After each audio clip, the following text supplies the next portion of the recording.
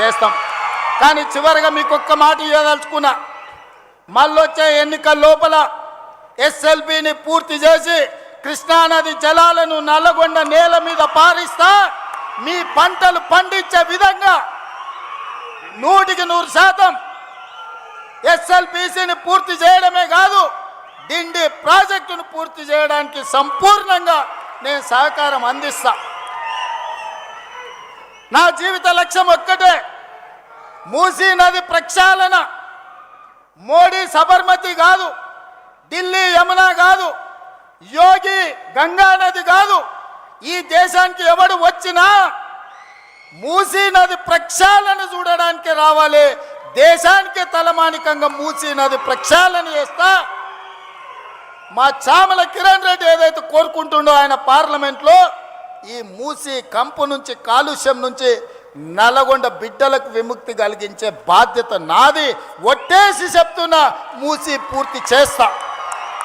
ఎవడు వచ్చినా, ఎవడు అడ్డం పడ్డా, ఎవడు ఆత్మహత్య చేసుకున్నా మూసీలేసి తొక్కుతా.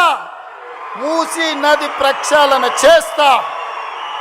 ఎవడెవడైతే మాట్లాడుతుండో రాసుకోండి.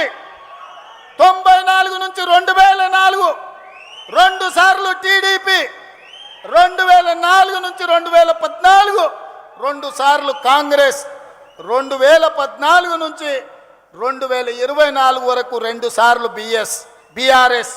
ఇవాళ నేను చెప్తున్న ఈ వేదిక మీద నుంచి నల్గొండ బిడ్డల ఆశీర్వాదంతో, మీ ఉత్సాహంతో 2024 నుంచి 2034 వరకు 3 రంగుల జెండా ఎగురుతుంది. తెలంగాణ ప్రజల ఆకాంక్షలు తీరుస్తుంది.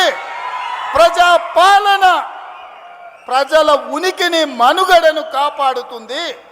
ఇదే నా మాట. మీరు అండగా నిలబడండి సోదరులారా.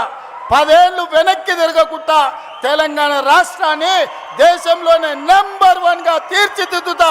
మీరందరూ